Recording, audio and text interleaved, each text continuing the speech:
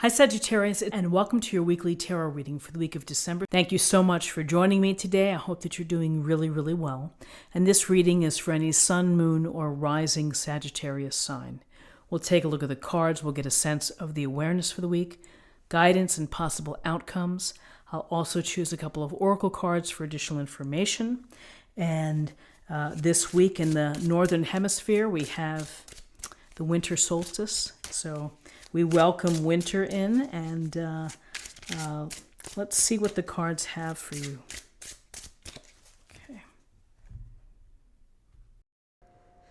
Okay, so in terms of energies for the day, we have the full major arcana, we have the Eight of Swords, and we have the number one card, the alchemist. Others may call it the magician. So with the Fool, the Fool is about reaching the point in your life where you feel that you have to do something, that you have to recapture the enjoyment, the possibilities, the freedom that comes with doing what you hope to do and what you want to do and what your heart calls to you. So the Fool is, as many say, is taking a leap of faith. It's taking a leap. It's taking you outside of what you typically do or what you're typically pursuing. And sometimes we jump right in and then we just kind of go from there. It's kind of like just you get your feet wet and then you have the excitement of this new path, this new beginning, this new hobby, new relationship, new educational skills, whatever it may be, that speaks to you, that is unique to you, that you may or may not feel compelled that you have to do it. Everybody tends to reach their Fool moment at the right time for themselves, which is you kind of know, it's like, I'm ready to do this. I'm going to do this. I'm going to start my photography business. I'm not going to quit my job entirely, but I'm going to start to really try to move down this path and to make it a worthwhile venture for me. That's taking a leap of faith. There's a big difference between leap of faith and being a fool and being foolish and, being reckless. Quitting one's job to say, I'm going to win The Voice, that may be in a different category. It's one thing to pursue your talent, but to, it's a tough world out there, and particularly when it comes to entertainment. And so you have to measure what it is in your life. Sing locally, begin to build a reputation, record, get your songs out there. So, my point is that taking the Fool type of opportunity involves a risk, because things that are new are risky and can be scary, but scary good. Scary with a promise on the other side, like, oh, I like this. I like the challenges that I feel within because I'm following my heart. So when I look at the Fool here, has just what he needs. The dog is either excited about going or saying, look out below. But it's what's in the Fool's heart that's important, which is, I'd say the word movement. It's where you want to move yourself.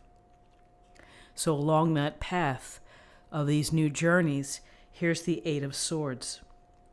And here we see the woman, beautiful illustration, trapped, encircled by the swords, blindfolded, she's bound, and in the distance is the castle. So what do we see? We see someone who feels that they perhaps are powerless to step out of here, that they are restricted. Maybe they're restricted by their own lack of faith or self-doubt, that you just can't see a way of moving out of this encircled by the swords.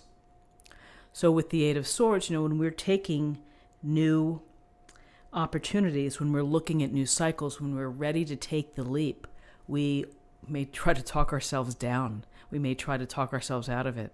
We may have that internal dialogue that says, you're really not good enough to do that. What are you thinking?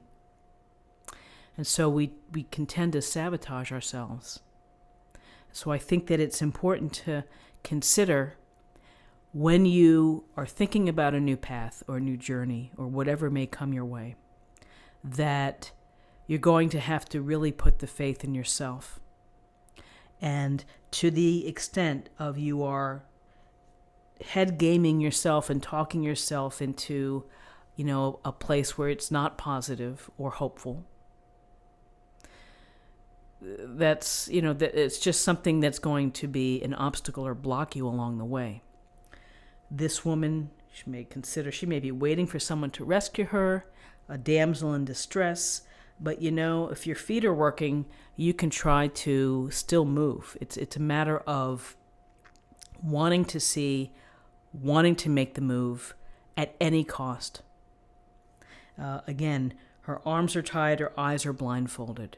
But those feet are not tied, and those feet can be a-walking, and they can be kicking and knocking down some of those swords. So it's a matter of when you feel ready to do that at all costs, to get yourself out of this place where you feel restricted. And again, some people feel restricted by external measures, by an oppressive relationship or a family situation or job. And it just will take time for you to find the way to kick these swords down. So with the Fool, here comes the next part of the journey, which is, again, the appreciation and the understanding that the universe has provided you with many, many, many tools. Not just the tools that you see here in the illustration, the cups, the pentacles, the swords, the wands. But he's gifted you with will, and with a vision, and with faith, and with your head and your heart.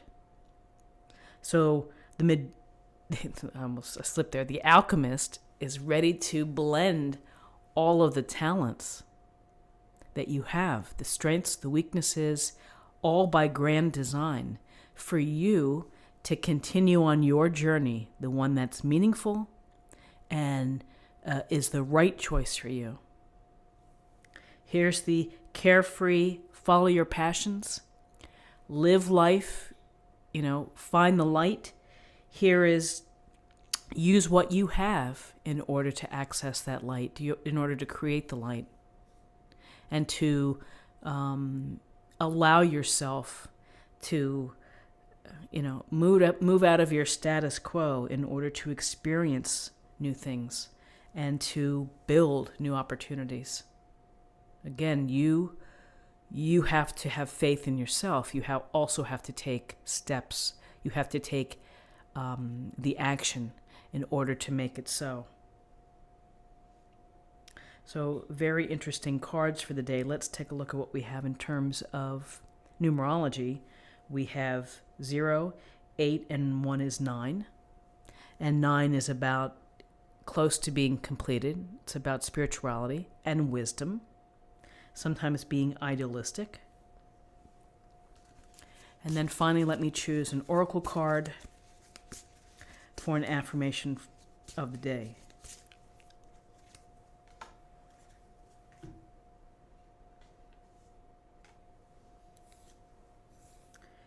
Driving forces. So the driving forces, again, what do we see? We see a path. We see an empty road. The glowing piece of here, but it's pursuing what you feel that you need to pursue, and that your heart tells you what you need to do.